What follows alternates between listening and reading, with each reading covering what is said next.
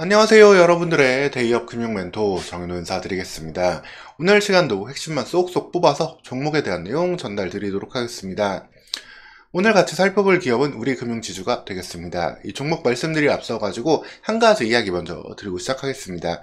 저희 데이업에서는 24시간 누구보다 빠르게 정확한 분석과 정보 제공으로 투자자 여러분들의 성공 투자의 나침판이 되어드리고자 합니다. 올바른 정보를 찾아서 구분하고 팩트를 체크해서 여러분들이 그동안 느끼셨을 답답함 시원하게 풀어드리도록 할 것이며, 또한 여러분들을 대신해서 여러분들이 궁금해하는 모든 이슈들, 뉴스나 공시를 통해서 파악은 물론이고 기업이나 업계의 담당자들 만나서라도 모두 관련 내용들 확인해서 전달 드리도록 하겠습니다. 궁금하신 내용은 데이업 안에서 저 정인호 멘토 찾아주시면 되겠습니다. 그리고 이렇게 드리는 말씀 끝까지 지켜지는지 여러분들 직접 확인하시면서 여러분들이 투자 수익 보는데 이 자료들, 이 영상들 잘 활용하시길 바라겠습니다. 그럼 오늘 시간 우리 금융지주에서 처음 말씀드리는 날인데요. 우리 금융지주 사실 은행주 재미없잖아요. 저도 이렇게 은행주는 말씀드릴 때마다 사실 저도 좀 어떻게 보면 따분한 종목인데, 그럼에도 배당주로서의 매력은 항상 있다. 그래서 싸면 사야 되는데, 이왕이면은 어떤 기업인지 알고 포인트를 잡고 사시면은 다시 배당 줄 때까지 기다리기도 편하잖아요. 알고 기다려야 됩니다. 그렇기 때문에 오늘 은행주, 우리 금융주에 대해서 말씀드리는 것 딱 포인트 기억하시고 편안히 배당 수익을 볼 수 있는 대상으로 활용하시면 되겠습니다. 우리 금융주주의 가장 큰 특징은 은행업은 탄탄한데 비은행권이 좀 상대적으로 다른 금융지주사들보다 약해요. 일단 증권사가 없습니다. 우리 금융지주 아래에 있던 우리 투자증권은 NH로 민영화 때 넘어갔고요. 그래서 현재 뭐 우리 금융지주가 증권사를 인수하고 싶은 말들은 시시각각 때때로 나오고, 그리고 사실 이게 반대로 말하면 증권사 입장에서는 다니는 직원들은 좀 우리 금융지주 좀 팔리기를 바라는 경우들도 좀 있어요. 증권사 입장에서는 매각이 되면 일하는 직원들은 이제 위로금 같은 게 나오니까요. 그걸 바라기도 하고, 그리고 은행을 끼게 되면은 아무래도 은행 고객들과의 좀 시너지가 나면서 영업을 한 데 있어가지고 조금 더 편해지는 부분이 있습니다. 그래서 증권사들 같은 경우 직원들은 좀 팔리기를 원하는데, 근데 이게 우리금융지주가 증권사를 인수하기가 사실 녹록지는 않아요. 왜냐면은 증권사는 몸값 추정이 좀 어려워요. 뭐 민영화 때 어쩔 수 없이 파는 부분도 있지만, 증권사는 업황 좋아지면은 실적이 막 늘어나잖아요. 근데 업황이 꺼지면 어떻게 돼요? 실적이 좀 확실히 다운이 되죠. 말 그대로 사이클, 경기 사이클을 무조건 탈 수밖에 없는 업종이기 때문에 이에 대해서 팔고자 하는 측이랑 사고자 하는 측이랑 가격이 자꾸 안 맞아요. 그러면은 서로 급하지 않으면은 결국에는 계속 무산이 되겠죠.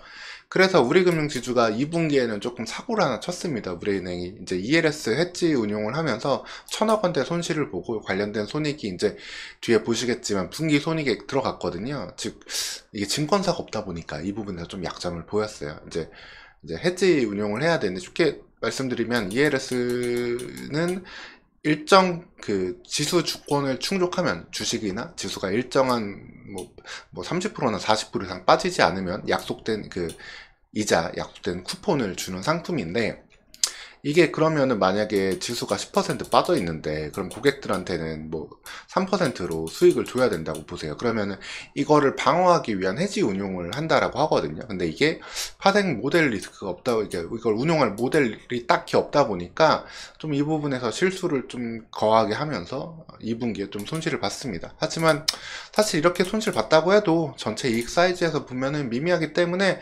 실질적으로 큰 영향은 없어요. 그렇기 때문에 증권사 인수에도 아직까지 크게 그렇게 하지 않고, 뭐 이번에 상상인 저축은행 매물로 나왔는데 상상인 저축은행 건도 그냥 넘어갔습니다. 급하지 않다라는 거죠. 보시면은 은행 영업이익은 뭐 적게 벌 때는 1조에서 많게 벌 때는 뭐 3조까지도 버니까요. 보통 통상 2조 정도 번다고 생각하면 되시고, 그러면은 뭐 여기에 뭐 몇백억, 뭐 천억 정도는 사실 상당한 미미한 비중이죠. 실제로 비은행권 영업이익을 총 다 해도 많을 때 4천억 정도 수준이다라고 보시면 되겠습니다. 그래서 이 부분이 어떻게 보면 키워야 될 부분이기도 하지만, 지금처럼 약간 업황이 좀 둔화되고 그리고 PF 관련된 리스크들이 부각될 때는 여기에서도 또 오히려 자유롭다 라고 보시면 되겠습니다. 그래서 안정성 있는 가운데 기회를 봐서 사업을 확장하면 된다라고 보시면 되고요. 비은행 부분도 사실 메인은 또 카드예요. 카드 영업도 어떻게 보면 상당히 큰 변동이 적잖아요.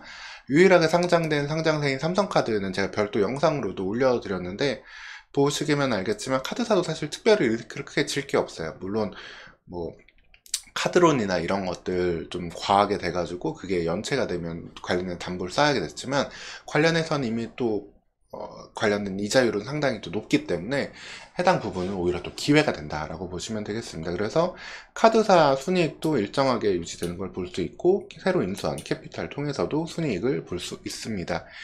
이렇게 은행 중심으로 그 다음에 카드사와 캐피탈이 더해진 이익 구조라고 보시면 되고요. 그리고 이 순이익 마진도 사실 일정 부분 안정적으로 관리를 하고 있습니다.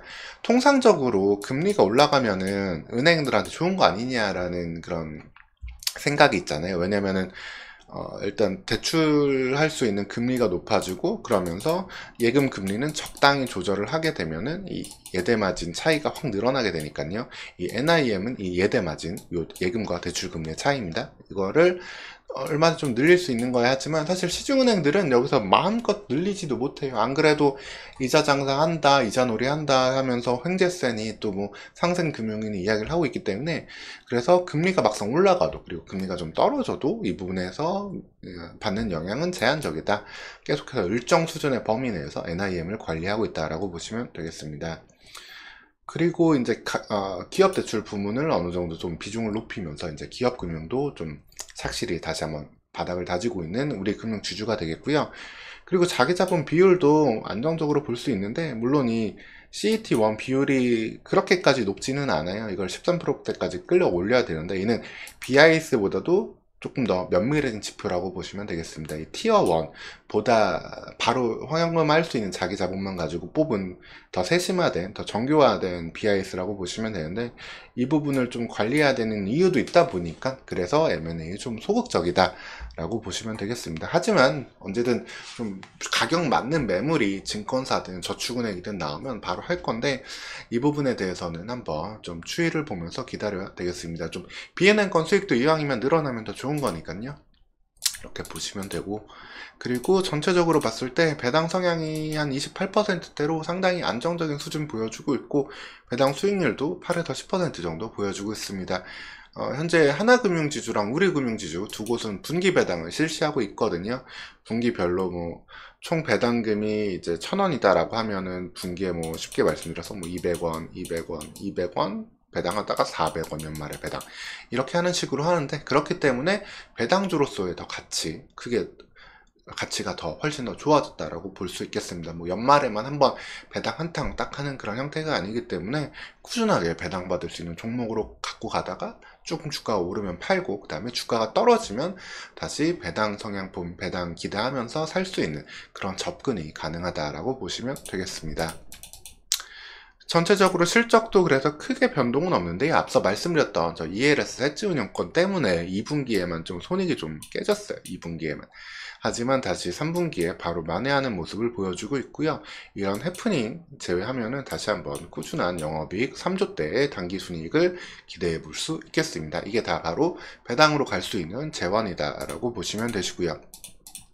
그래서 우리 금융지주에 대해서 결론을 말씀드리면은 뭐 되게 은행업에 집중되어 있어요. 다른 금융지주사들보다도 은행업에 집중되어 있기 때문에 오히려 더 편안하게 볼 수 있다. 배당주 매력이 뛰어나다라고 보시면 되고요. 하지만 그래도 좋은 매물이 나오면 언제든 비은행업, M&A, 특히 뭐 저축은행보다 그리고 증권사를 하나 좀 가져올 수 있으면 가격 맞는 증권사를 가져올 수 있으면 아까 보셨던 그 2분기 해프닝 같은 일도 없어질 수 있기 때문에 그 부분은 한번 기대해 볼 수 있겠습니다. 다만 이제 횡재세와 상생금융 등의 이제 사회환원 이슈가 좀 나올 수 있는데 이 부분이 또 이익에 어떤 영향을 미칠지 이 부분은 계속해서 제가 또 추적하면서 안내해 드리도록 하겠습니다. 오늘 이렇게 우리 금융 주제에 대해서 처음으로 안내를 좀 해드렸고요. 앞으로도 나오는 이슈들 특히 뭐 M&A랑 사회환원 이슈 등이 자주 나올 수 있는데 해당 영상으로 바로 올려드릴 테니까 꼭 참고해 보시면 되겠습니다. 그리고 마지막으로 말씀드리면은 이렇게 대기업에서는 말씀드린 금융주 뿐이 아니라 반도체와 2차전지 같은 우리나라 메인 산업 그리고 2,000개가 넘는 상장 종목들 전부에 대해서 각각의 담당 멘토가 다 붙어가지고 여러분들에게 도움이 될 정보들 빠르고 신속하고 또 집요하게 찾아서 전달드리고 있으니까 해당 영상들도 꼭 확인하셔가지고 여러분들 수익 보시는데 큰 도구로 활용하시길 부탁드리겠습니다. 그럼 오늘 시간도 영상 시청해주셔서 감사합니다. 다음 영상에서 또 찾아뵙도록 하겠습니다.